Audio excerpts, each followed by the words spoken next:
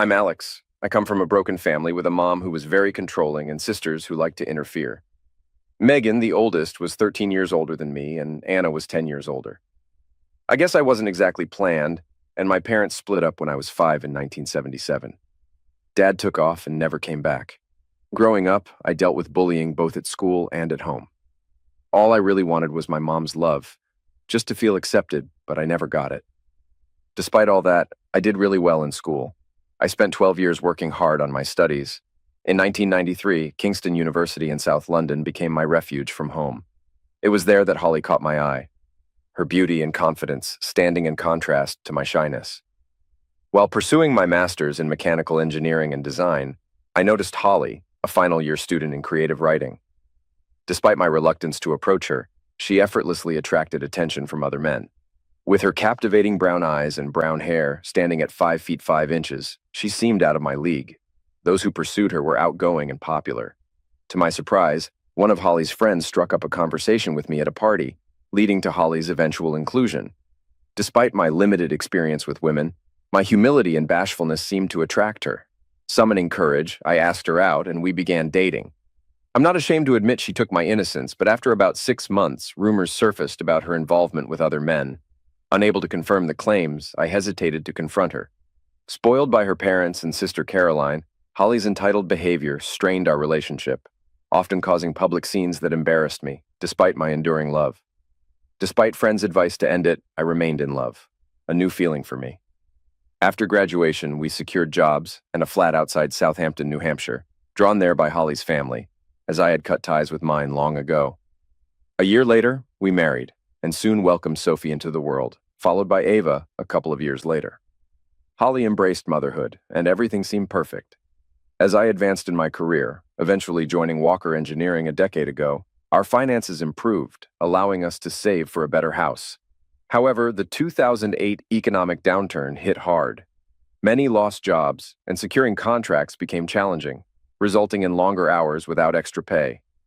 It was during this time, with both girls in full-time school, that I discovered Holly's affair with a man from our old university. I remained lost in work, unaware until it was too late. Toby suspected a nearby classmate as Holly's lover at first. Despite my futile attempts to confront Holly, she dismissed my concerns with laughter, though I sensed her deception. Nevertheless, my stable job and income positioned me well to purchase a nice house. Holly consistently urged me to buy a house that reflected our status, whatever that meant. Despite my hesitations, I agreed, and we acquired a charming, detached 5-bedroom house in Southampton. Capitalizing on the buyer's market, we secured a good deal, despite the slightly higher mortgage. Uncharacteristically, I opened a new savings account, solely in my name. I deposited only my bonus share into it. Since I managed all finances and banking as the sole breadwinner, Holly likely remained unaware of it, even if I flashed the receipts before her. Reflecting on it now, that decision turned out to be one of the smartest moves I made. I felt the need for some security, uncertain if Holly might leave me if her old flame reappeared. After that incident, things seemed to go back to normal, and my daughters remained my main focus. I supported their education and spent quality time with them on weekends, taking them to various activities like dance classes, concerts, and the zoo. Holly always seemed too caught up in her outings with her pampered and idle friends. I rarely socialized with other husbands, as we all seemed to be somewhat under our wives' control to different extents. My friends would tease me with the Rolling Stones song "Under My Thumb" whenever I had to cancel plans for what Holly wanted. Even at work, my colleagues would make remarks about my marital situation, particularly Holly's dominance over me. It wasn't until a few months ago that everything reached a breaking point. Ava had recently headed off to college, leaving Holly and me alone together for the first time in nearly 2 decades. Both our daughters were now students at our alma mater. As I assisted Ava in settling into her new apartment alongside her sister, she turned to me and questioned why I was still with their mom. I was caught off guard, as Ava had always been reserved, much like her old man. "I heard she's messing around with Henry Walker over at your company," Ava said, tears starting to well up in her eyes. It was news to me, but I wasn't entirely surprised. Over the years, I could have investigated her affairs, but chose not to, fearing it would break up the family and lead my daughters to resent me, much like my sisters resented my dad. I endured her unfaithfulness because I couldn't bear to lose what we had built together, despite still having feelings for her. This revelation had several effects on me. Firstly, it made me realize the depth of my daughter's bitterness towards their mom, much greater than I had realized. Secondly, it stirred up old emotions from my upbringing and how they shaped my vulnerabilities. Lastly, I became aware that I was the target of gossip and mockery at work, particularly from Henry Walker, who happened to be the nephew of the owner and the one betraying me. Feeling completely lost and unable to bear the situation any longer, especially now that my youngest daughter was aware of Holly's ridicule, I knew I had to confront her. My heart raced as I sat at the kitchen table, waiting for Holly to come back. When she finally arrived, I found myself tongue-tied once again. She just glanced at me with what seemed like indifference and disdain as she unpacked her bags. Eventually, I mustered the courage to speak up. I asked Holly about her relationship with someone else. She responded that she wouldn't call it an affair, insisting it wasn't that serious. I felt a mix of shock and disgust, waiting for her to justify her actions. She praised me for being a provider and a friend, but admitted there were certain needs I couldn't fulfill. I was dismayed by her frank admission and questioned if it meant she was cheating on me. Holly clarified that it was only her body involved, not her emotions or thoughts. Stunned by her bold admission, I was left speechless. She casually mentioned exploring relationships with the younger men. Taken aback, I raised my voice, questioning her behavior. Holly warned me not to shout, and despite confessing to being involved with 2 other men, she expected my silence. She gave me an ultimatum: either accept her conditions or risk her leaving for someone else. I stayed quiet, hoping she'd see the pain in my expression. Trying to justify her actions, she argued that her behavior was common among her friends and could even strengthen a marriage. I was shocked by her attempt to justify herself using her friends' actions, finding it selfish and disrespectful. When I suggested the idea of being with another woman, she laughed it off, mocking my ability to connect with other women. She confidently declared that our relationship would continue on her terms, warning me not to ruin a good thing. In truth, she was correct. Throughout our 22-year relationship, I had shown unwavering loyalty and compliance with her desires. Now, everyone knew I was being betrayed, damaging my reputation among friends and coworkers. The next morning at the office, I encountered Henry Walker, the man involved with my wife. With a smirk, he asked about Alex's well-being, his smugness fueling my frustration. I chose to stay silent. By the coffee machine, I overheard some guys laughing. Even Olivia, the boss's secretary, seemed to find my situation funny. Sitting at my desk, I thought about how rough my day had been, feeling like I was being made fun of both at work and at home. Despite trying to concentrate, I couldn't shake off my anger.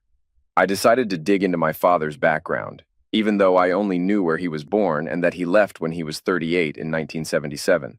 I searched family history websites for Cambridgeshire and found a few potential matches. Expecting him to pass away before I went to college, I narrowed it down to 3 options and asked for information on genealogy websites. Lost in my thoughts, my boss Jack called me into his office.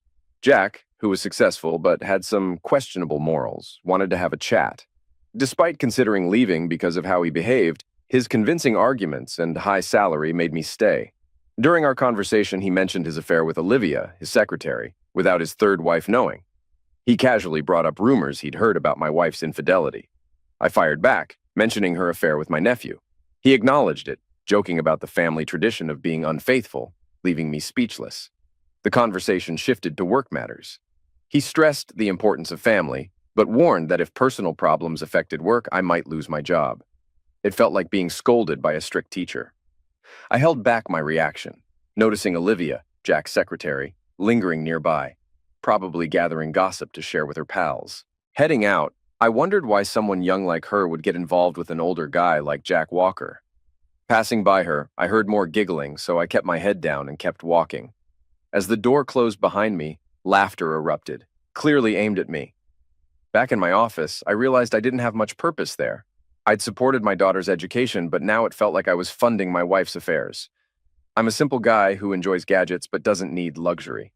Most of my money goes towards Holly's indulgences, making me question if I'm truly happy. My office is where I find my creativity and success. I've designed many of the parts produced and sold here, and I'm confident I could find work elsewhere. They see me as weak, and maybe they're right. I'm not one to cause trouble. I'm just good old Alex, the obedient engineer. Looking at my screensaver of a family vacation, I opened my email.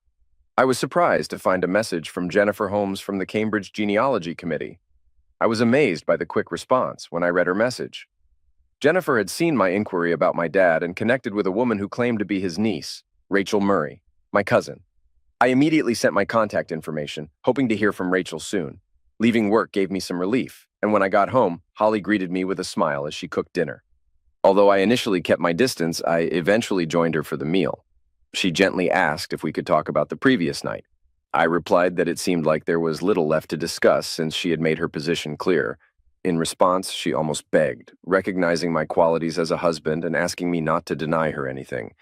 I questioned her betrayal and embarrassment, looking for an honest answer. She seemed flustered, unable to give a satisfactory response. Feeling tired of her selfishness, I thought about all the effort I'd put into making her happy. Despite working long hours to meet our financial needs and wants, all I got in return was disrespect and ridicule. I even drove an older car so she could have a newer one. She admitted to having needs that I couldn't fulfill and gave me an ultimatum: either accept it, as she assumed I would, or she would find satisfaction with a younger man. I spoke up, bringing up Henry Walker's name, letting her know that everyone was aware of his involvement with her. She confessed to the affair, plainly stating that he was essentially my boss and would inherit the company. She laid out the deal.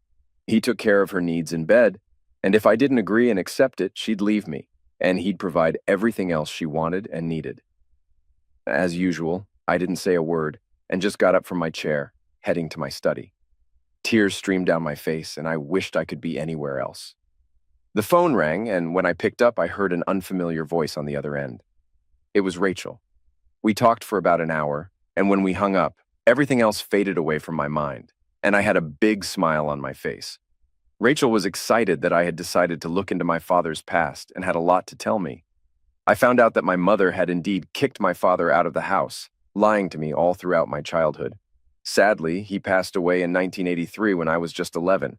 He died from alcohol poisoning, and my grandmother always blamed my mother for his behavior and mental state. Rachel told me that after leaving us, he wanted to reconnect with me but wasn't able to. We made plans to meet over the weekend at her home in Cambridge. I was thrilled, knowing the break would be good for me.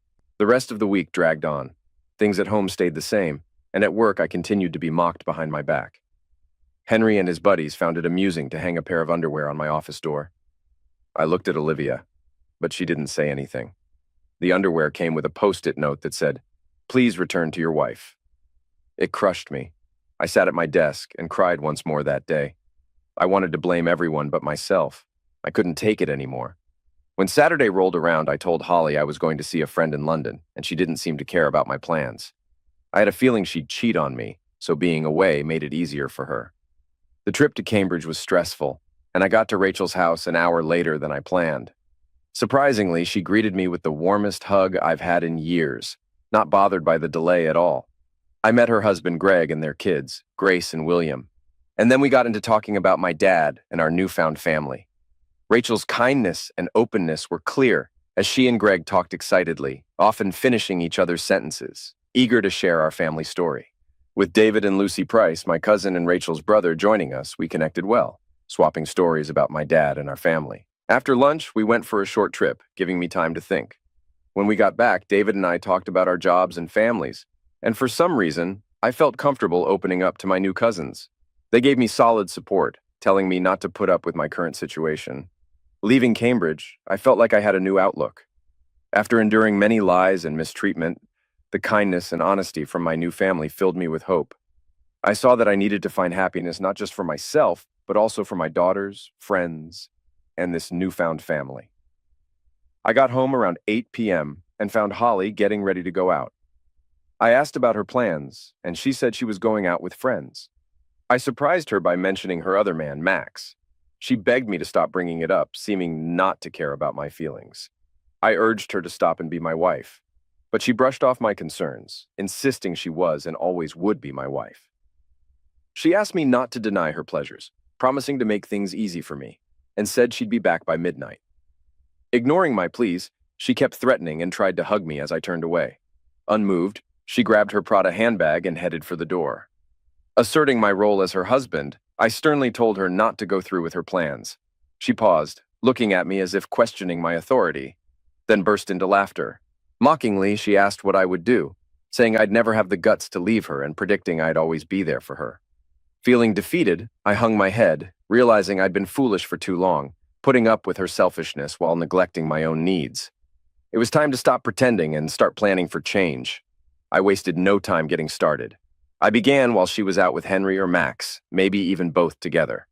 That's probably what she meant by indulging in her desires and having it all. My anger fueled my thoughts, making it hard to concentrate.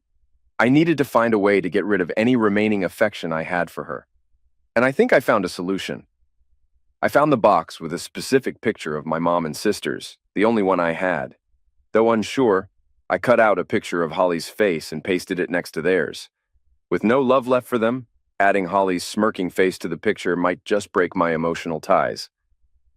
I put it on my study desk around 12:45 a.m. and finished the task. I had mostly figured out my short-term plans, even though it might take a few weeks to carry them out. Luckily, I had time on my side because Holly wasn't expecting me to leave. Though unsure and needing help, I had convinced myself to go through with it by then. I heard someone clumsily coming through the door, and peeking out the window, I saw Henry Walker leaving. As I heard her coming upstairs, I quickly cleared my browsing history, deciding to use incognito mode from now on. After she went to bed, I went downstairs to make some coffee. Thinking about my future without her, especially without my daughters, felt okay. On Monday morning, I made the decision to move closer to my daughters. Heading to work, I was determined not to put up with things anymore. Despite the snide remarks and laughter aimed at me, I scheduled a bank meeting for 1 p.m., using the time before to go over my finances. It was a bit risky, but if things went well and I had the right support, I could come out of it okay. The meeting went according to plan, allowing me to close my savings account and take my name off our joint account. With a decent amount of money in hand, I closed the savings account for cash. On the way back to the office, I stopped by a PC World and bought 2 digital voice recorders, a 500 GB USB 3.0 tough drive, and a new PC hard drive. When I got back, I started accessing the company's private customer files. It took me about an hour to figure out Jack's password. Ironically, it was his wife's name and his 6-digit birthday.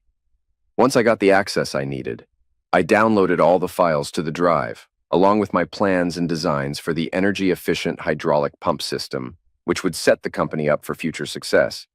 We made pumps for air conditioning units, heavy machinery, and even for the dairy industry. After clearing my PC history, including all my plans and work, I shut it down, replaced the hard drive with a new one, packed everything in my bag, and reinstalled Windows. The rest of the day I spent looking into competitors on my phone and checking out engineering jobs in the South London, Surrey area on Monster before calling it quits. That night, after another quiet dinner, I headed to my study. I came across an interesting opportunity. A major competitor struggling during the financial downturn needed a mechanical engineer for basic design and shop floor management. Though not exactly what I wanted, it was close. Despite the £10,000 lower salary they offered compared to my current job, I quickly sent them my CV. To keep up appearances with Holly, I decided to sleep in our marital bed that night. But when she came in, I pretended to be asleep. Her touch made me feel sick, but strangely, it felt good to react this way. I was starting to feel disgusted by her, which would help me in the long run. The next day, Robert Williams from Sutton Hydraulics called, surprised by my potential move from Walker Engineering to his smaller firm. Although he was almost ready to offer me the job right away, I asked for an interview the following day, which he agreed to. Another important piece fell into place, and things were moving quickly. With plenty of time on my hands, I started looking into flats in the area. Eventually, I found one just 15 minutes from my daughters and 5 minutes from work. I scheduled a viewing for the day after my interview with Robert Williams. Later, I told Jack I needed to visit my daughters in Kingston to sign some papers the next day, and he casually agreed. That night, I called my old friend Toby Brown and set up a meeting with him and his wife Sarah for the following evening after my interview and flat viewing. Toby and Sarah were curious, sensing that I had something important to share. Before meeting them, I talked to my daughters about what was going on, and they were supportive and understanding. During our get-together, I explained the first steps of my plan to Toby and Sarah. They were surprised that I was standing up for myself, more than they were shocked by Holly's unfaithfulness, which they saw as common. Sarah asked why I was leaving Holly while offering me another cup of tea. I told them about what I learned from my cousins, how my mom had kicked out my dad, and how my sisters sided with her. I mentioned that this time my daughters were on my side. Toby wondered if what I found at the grave pushed me to take a stand. I explained that it was something I noticed on my father's tombstone that shocked me into making the decision to leave. They both asked what I saw on the stone. I revealed it had a rose picture with "in loving memory," along with my father's birth date and age at passing, which happened to be the same as mine. Toby and Sarah seemed to understand better after hearing that. I told them how I had to make a tough decision when faced with situations that could lead to alcoholism, or worse, according to my grandma's beliefs. Instead of following in my dad's footsteps, I chose to stand up for myself. I went on to say that I couldn't keep trying to be the perfect husband, enduring mistreatment and ridicule. It was hard to admit to my friends how low I had sunk. Sarah offered her support and shared her plan to protect herself and get back at Holly. I appreciated her strength, despite my past suspicions about her affair. I explained my financial plan, how I set up a separate savings account in 2008 to deposit all my bonuses and extra money. Getting a mortgage only in my name made it easier for me to apply on my own. I also outlined Toby's role in transferring ownership of my house to a new company he would create, settling the mortgage and transferring the deeds through the land registry. Toby was skeptical about the plan, but I assured him that Holly wouldn't be able to contest it. I pointed out that her religious parents, upon finding out about her affair, would prioritize their principles over supporting her. They agreed and even offered to help cover the mortgage, giving me some breathing room on payments. On my way back home, I stopped by the local Land Rover dealership. There, I talked with the dealer about trading Holly's car for the latest model. We ended the payment plan for her old Range Rover Sport, which was good for the dealership because they could sell it again. I told the dealer I'd come back for my own upgrade, knowing he could make up for the cost of Holly's car by selling it almost like new. I said sorry for any trouble, but explained that selling me an expensive new Range Rover would make up for it. After that, I grabbed a brochure for the 2016 model, not for myself, but for Holly. When I got home, she was sitting in the living room looking tired. I took off my jacket, dropped my bag, and got ready for the next part of my plan. I told Holly how much I loved her and wanted her to have the best. I said I was going to trade in her car and get her the new 2017 model, pointing it out in the brochure. She got excited, saying she loved the new car, not knowing my plan yet. She thanked me for making her feel better, mentioning the only issue was that someone already wanted to buy my car. She suggested we go to the dealership on Friday afternoon to sort it out. She even suggested I use her car for the weekend to see my other friends, but she seemed surprised at her own suggestion, with a shocked and confused look on her face. When I asked what was wrong, she didn't say anything specific, but asked if I was still upset about our arrangement. I made it clear that the arrangement was hers, not ours, and stressed that I had no say in it. I asked if I had to just accept it, hoping for a response. She simply nodded, looking like she had won and I had given in. Even with everything going on, she said she loved me and seemed genuinely worried. I didn't say anything back and went into the kitchen. My phone rang, so I went to the backyard to answer it. Toby confirmed that the money had been transferred. I was all set for the next day. Without wasting time, I went to the bank and met with the mortgage specialist. An hour later, the mortgage was paid off, and I closed all my remaining accounts. Then, I went to another bank and opened a new account. I felt relieved, knowing I wouldn't have to pay anything unless Holly took legal action and dragged me to court, but that thought wiped the smile off my face. The following day, I contacted the land registry and filled out the necessary online forms. With all the details about Toby and Sarah's new company, I got a confirmation email within 10 minutes, saying it would take 3 to 5 days to finish. Once it was done, I just had to give the deeds to Toby, and he could register the property under his company. On that very day, I knocked on Jack's office door, finding Olivia as usual. Fridays were when he usually spent time with her, and I think I interrupted their private time. She left us alone after that. I placed my resignation letter on his desk, and he looked at me with that annoying smirk. He asked me about the document I was holding.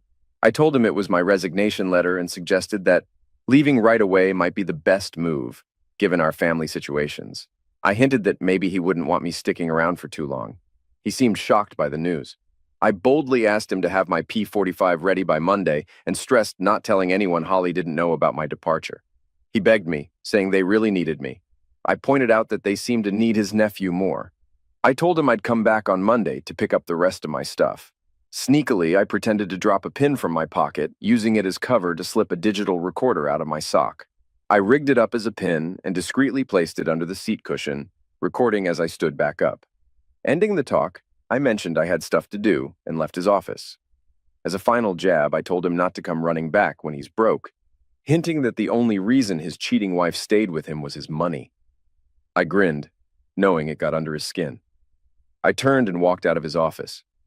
An hour later, I drove home, picked up Holly's car and registration papers, and dropped off her car at the dealership. John Reeves kindly offered to drive me home, and I accepted his offer gratefully. When I got home that night, Holly was sitting at the kitchen table with big red bags under her eyes. I could tell she had been crying. I asked her what happened. Reluctantly, she told me she had contracted gonorrhea. I burst out laughing. Oh, did I laugh? She just glared at me.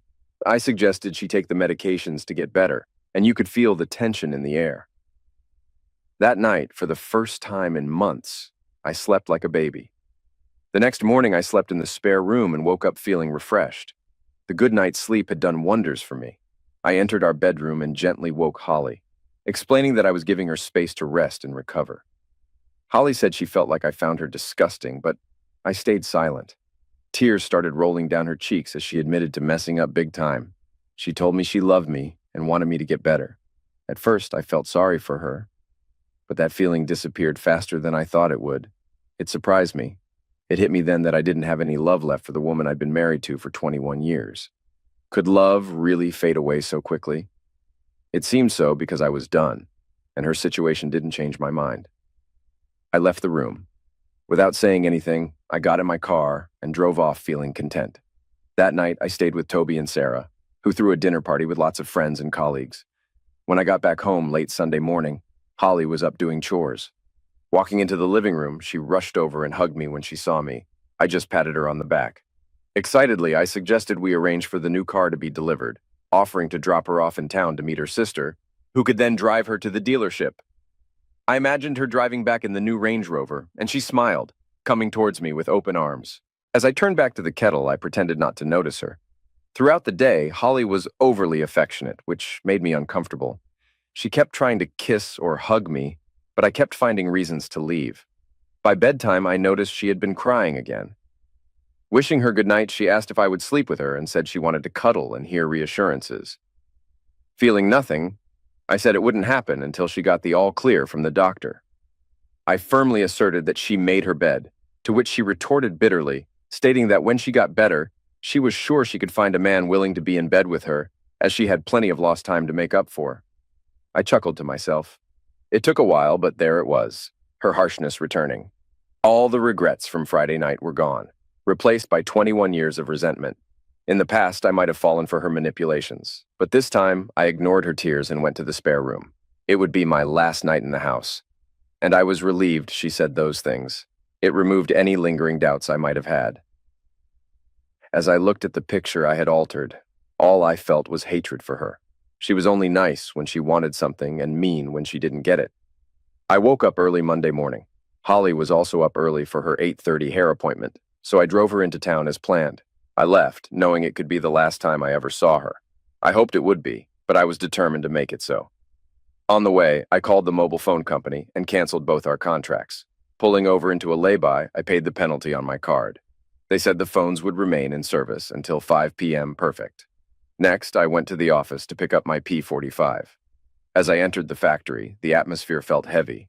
It seemed news of my leaving had spread, causing some of my colleagues to look worried. Unsure why they seemed uneasy, I walked down the corridor toward my office, passing by the coffee machine where a group usually gathered. I wasn't sure if Max and Henry knew about their connection with my wife, but they grinned at me, joking with others. I greeted them with a forced smile, saying good morning. They joked about my wife, which usually got laughs, but I didn't find it funny. I responded that she wasn't doing well, hinting that one of them had given her a surprise she didn't like. I left them stunned, and when I glanced back, they looked shocked, causing a bit of a stir before I went upstairs. Approaching Olivia, she gave a slight smile and nodded, maybe indicating she respected me more now.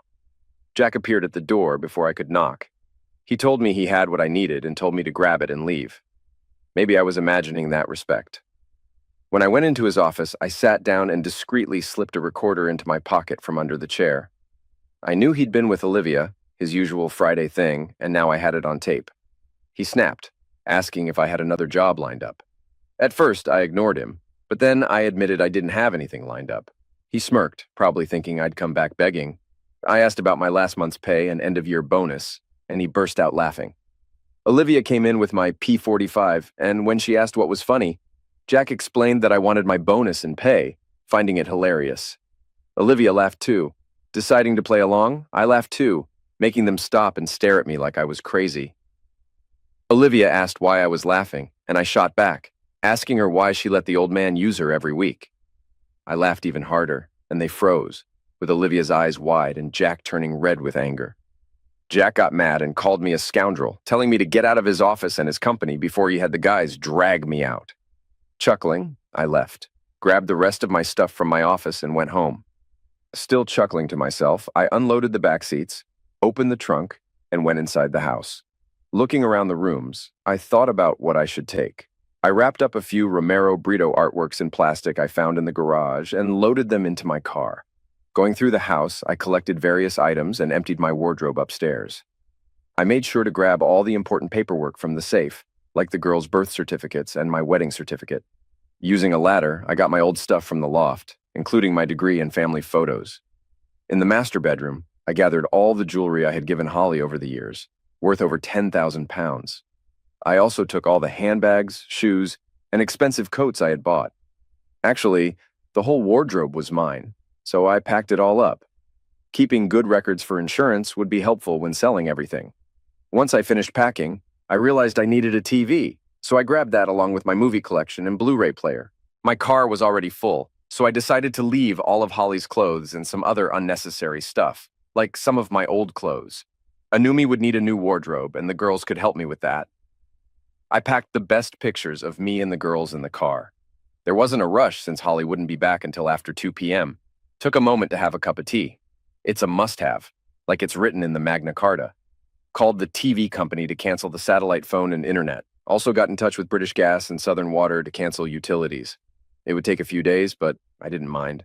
Went back to the bedroom and sat on the bed. Noticed something that gave me an idea, one that even scared me. Holly's wedding dress was up in the wardrobe in an old box. She loved it, maybe more than me. Took it down and found our wedding album among the box of photos on the bed. Grabbed the duvet cover, gathered everything, and headed to the garden. Dumped everything into a pile, including Holly's clothes and stuff I couldn't sell. Left her underwear alone, didn't want any reminders. Closed up the car and checked the time. Only 1:45 p.m. called Robert Williams and said I'd drop off my P45 later with the night shift, ready to start fresh tomorrow.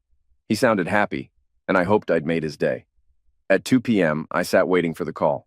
Found some paint thinners in the garage and poured it all over the wedding dress in the garden. Just as I was about to light the fire, my phone rang. I answered calmly, and Holly's voice came through, demanding to know what was going on. I replied sarcastically, asking her what she meant. She kept pressing, saying I shouldn't play dumb. I asked her to calm down, and asked what was happening. There was silence, and I could hear her breathing heavily and what sounded like her sister in the background. She mentioned she had heard I didn't get her a new car, but sold hers instead. Jokingly, I hinted that I might have forgotten to mention that. She sounded frantic, asking what was happening. Keeping my cool despite my fast heartbeat, I told her that from now on, if she wanted a car, she had to pay for it herself. She yelled back, sounding confused and frustrated. I repeated that she heard me correctly and added that I needed to clean up the kitchen. She asked if it was some kind of cruel joke, but I stayed silent. She said we'd discuss it when she got home, upset about being tricked. I didn't respond. I ended the call while she kept yelling my name. Stepping outside, I lit a match and set fire to the pile. Our past went up in smoke as I walked away. Taking our marriage certificate from my pocket, I ripped it into pieces and left it on the kitchen table, along with a single photo of us at Disneyland, capturing happier times. I wondered if she also cherished those memories. Getting into my car, I drove away. Glancing back, I saw Holly and Jennifer rushing into the house without looking up. I turned off my phone with a smile and kept driving. By 4 p.m., I arrived in Sutton. Figuring I had some time, I stopped by a nearby phone store to get a new mobile plan. At work, I sorted out my P45 with the admin team and met Freya, my new secretary, who was professional despite being young, unlike Olivia. Back at my empty apartment, I made tea with a kettle borrowed from home. I unpacked and ordered pizza for dinner. Checking my old phone, I saw it was disconnected. I smirked, knowing Holly was now without a phone too, giving the girls a break from her. Setting up my sleeping bag in the living room, I waited for dinner. Furniture would come over the weekend, but for now, I enjoyed the distance from Holly. Turning on my laptop, I listened to recordings from Jack Walker's office, revealing his affair with Olivia. After saving the evidence, I made copies on USB sticks and addressed them to Jack's wife Margaret and Olivia's boyfriend Peter. I planned to mail them the next day. Lastly, I called my daughter Sophie to update her, warning her not to tell her mother where I was, which she hadn't done yet since Holly couldn't reach her. Throughout the week, I furnished my apartment and redirected customers from Walker Engineering to Sutton. While some remained loyal to Jack, most preferred our services, causing Walker's business to suffer. I anticipated Jack's realization of the reason for his company's decline, but didn't really care. With utilities shut off at my old house, Holly would notice my absence as she struggled to pay bills. Toby started the process of selling the house, with Sarah's support, and by the end of the week, there were signs up advertising the property for sale. During this period, Ava reached out to me, informing me that Holly had moved back in with her parents, where they were not pleased with her infidelity. Holly was furious with me, which strangely made me feel satisfied, although I knew the situation wasn't resolved. By the weekend, Toby and Sarah hosted another successful dinner party, giving me a break from my escape plan. Sunday brought good news. After just a week on the market, I received 2 serious offers of £550,000 for the house, one of which I accepted right away. Getting ready for the sale, I set up aitas for the girls and made investments, making sure Toby was compensated and keeping some cash for my own safety. Looking after myself remained a top priority. As the week went on, Toby's news about the quick sale made me happy. I wasted no time and hired a removal company to clear out my old house. Meanwhile, the girls contacted their mom, who responded with anger and threats. I reassured them that things would get better soon and offered them comfort. On Tuesday morning, while talking to a new client, who had recently met with Jack Walker, I got some shocking news about Walker Engineering's troubles. The client said the company had to let go of half its staff due to losing many projects. He also mentioned that Mrs. Walker was divorcing Jack because of his affair. Even though I didn't feel sorry for Jack, I couldn't help but think about the commission checks. I wasn't sure about Olivia and her boyfriend's situation, but I knew he got my gift. Whether Mrs. Walker got hers or not, it was clear why they were getting divorced. I wondered what Mrs. Walker's friends and family would say about her affair with an older man. In appreciation of my work, I received a brand new Land Rover Discovery HSE. Although I had thought about treating myself before, Robert and the executives were so pleased with my work and the company's success that they gave me the car along with a hefty commission of over £30,000. Looking at my new car from my office window, I was surprised to see a familiar Ford Focus pulling into the parking lot. It turned out to be Diane, Holly's mother. Expecting a confrontation, I prepared myself as my office phone rang. My secretary, Freya, told me that my wife was waiting in the reception area. I asked her to tell the woman I was in a meeting and that I would come down in an hour. 3 hours later, I glanced out the window and saw her still waiting. With a sigh, I decided to leave for the night, ready to confront her if needed or just drive past if she didn't see me. I went out through a side door toward my car, but just as I was about to get in, I heard tires screech, and suddenly, she blocked me in with her car. Stepping out, she came toward me, clearly furious, looking disheveled, and wearing clothes that seemed borrowed from her sister, with messy hair adding to her chaos. "You idiot!" she screamed, trying to slap me but missing. Fueled by anger, she demanded to make things right. I urged her to calm down and invited her to sit in the car with me. Surprised by the new car, she talked about her financial struggles and begged for me to come back. I told her that I felt useless in her life since I couldn't meet her needs and didn't compare to her younger lovers. Then she begged me to return home, saying she wanted to move on and forgive me. I couldn't believe it and asked if she was joking. She said she forgave me for ruining her things in her life. I questioned her forgiveness, pointing out her cheating, disrespect, and nerve to act like she was forgiving me. I firmly said I would never be with her again and suggested she go be with one of her lovers. She said her friends treated her differently since the separation, with their husbands questioning her loyalty. Although she admitted some fault for her troubles, I still felt sorry for her. She accepted the consequences of her actions, admitting she ruined a good life because of greed and disrespect. But I knew I had to move on. She begged me to come back into her life, saying she had nothing left. She asked about her share of the house and mentioned getting a divorce. I pointed out she never once said she loved me, just that she needed me, while I didn't need her. I confessed I had defaulted on the mortgage and lost the house, admitting I lied. She was shocked, and I realized the purpose of her visit. I said I wanted a divorce, and she begged desperately, claiming she loved me. After more than 20 years together, she begged, admitting a mistake and facing severe consequences. I stressed it was a huge, unforgivable mistake, firmly stating I would never go back to her. She screamed and pleaded, filling the car with her cries. I proposed a deal, suggesting a clean split and offering £30,000 in cash if she agreed. Her attitude shifted, and she became determined. She yelled, threatening to take me to court for everything, insisting I didn't really lose the house and was too clever for that. Admitting she was right, I found myself on the defensive. I started by firmly stating she wouldn't get a dime from me. She stood her ground, and I explained I'd fight her for everything, and then some. I emphasized she had no money, and I'd move my assets around to make it hard for her to find them. I cautioned that by the time her lawyer tracked anything down, the bill would eat up any gain. I gave her a choice: take the money offered or deal with the consequences of a legal battle, never looking away. She angrily exclaimed, accusing me of mistreatment despite claiming to love me. She went on to assert that our girls would thrive because of her, contrasting their future success with what she saw as her own flaws. I told her to take the money and leave my life, and she agreed, agreeing to accept the money and proceed with the divorce. I assured her I would arrange everything, and she stormed out of my car, slamming the door behind her. Shortly after, she sped away from the parking lot. The next day, I started the divorce process, citing infidelity as the reason. A week later, I met Holly at the girls' apartment. Despite selling my house, I held off on investing until the paperwork was signed. It was tough to keep things civil in front of the girls. I handed Holly the cash, and she signed the papers. After saying goodbye to the girls and wishing Holly well, I got ready to go. Suddenly, Holly started crying, but I suspected it might have been more for the girls' sake. Sophie and Ava exchanged looks, and Ava mentioned seeing me next weekend at the Coldplay concert they were excited about. I went back to the room where Holly kept crying, unnoticed by the others. Then I understood what Ava meant about the concert. Sophie asked about our plans, and I said I'd check with Amy and let them know during the week before I left.